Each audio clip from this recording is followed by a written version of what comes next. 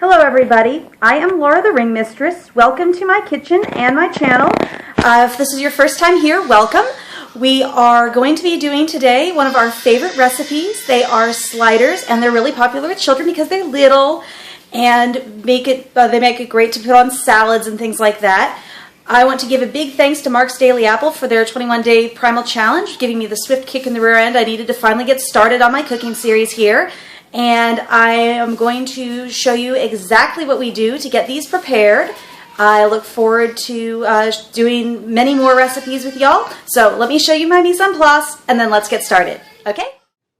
Today you'll need a frying pan, a large bowl for mixing. You'll also need plates for all of your finished burgers, a chopped quarter red onion, shredded cheese, 2 pounds of ground beef, your mix-ins, salt, pepper, garlic powder, and olive oil. Here we are.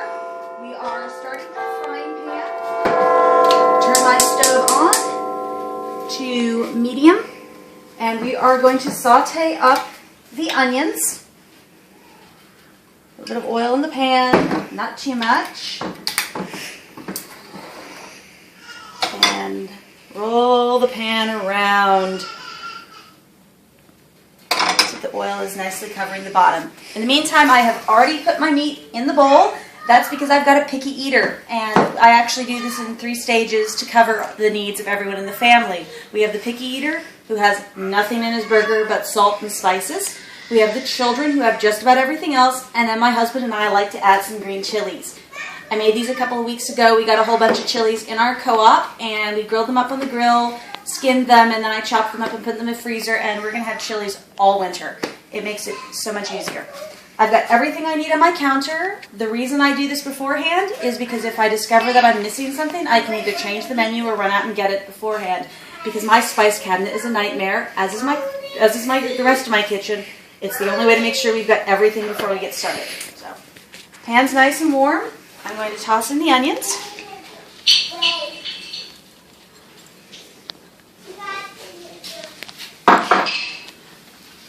And we're going to throw in a little bit of salt on the onions as well. And in the meantime, we are going to start seasoning our burger. So, throw in some salt into the meat as well. I've got about 2 pounds of ground beef in there. I'll also put in a couple of grinds of pepper. And our garlic powder.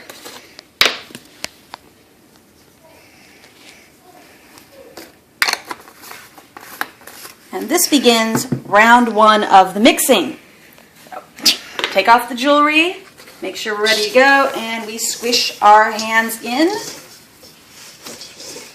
And this is pretty simple. It's just like you've done anything. Knead, mix, make sure all of the ingredients are thoroughly incorporated. Just do it like bread.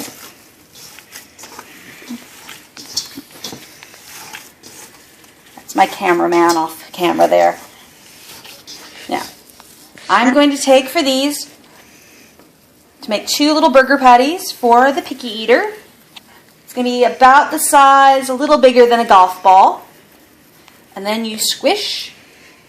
It makes little burgers. So I am making 2 of those for him.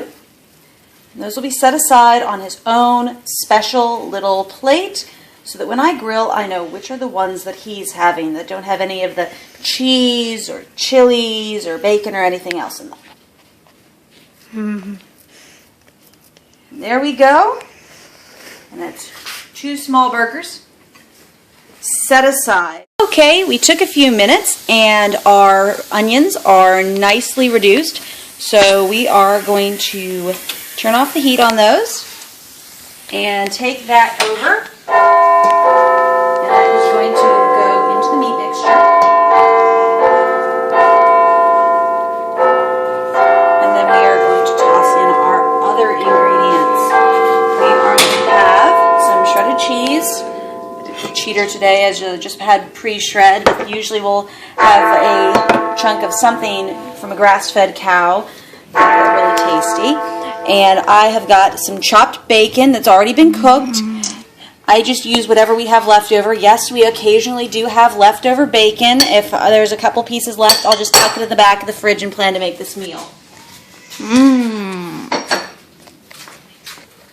Okay, and we get in and we do the same thing. We are going to mix and knead together so that we have got one big mess of burger. And that everything is fully incorporated so that you've got a little bit of bacon, a little bit of cheese, a little bit of onion all together in your burger. It's kind of nice because it means that you don't have to put bacon and onion and cheese on top of your burger. It is all mixed in there.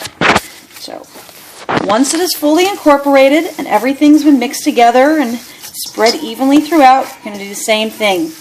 I'm going to take pieces about the size of a little bit bigger than a golf ball. We're going to roll them together. Have it there. They're going to not roll, not quite so nicely now you got all those chunky bits. So just hold it together, smush nicely. We like that.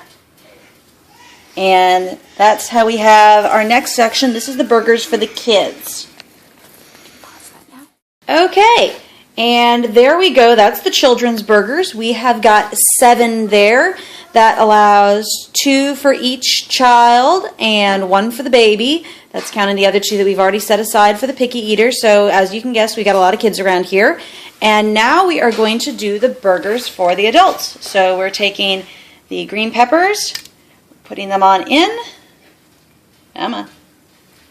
There we go. I'll hold the camera now. And again, we're going to mix and make sure all those peppers are thoroughly incorporated, because peppers are tasty, but they're not tasty when you get a huge chunk in your burger. You want to have them evenly distributed throughout. So, again, knead like you're kneading bread. Push, fold, and get all those peppers nicely pushed throughout.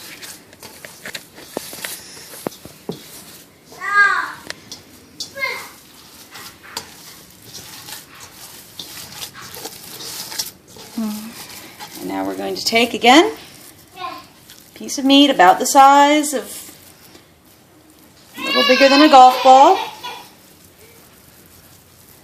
Roll into a nice ball and smush. And there we go. That is the pepper burger. Pause now. And here are our completed burger patties, and we're ready to get grilling.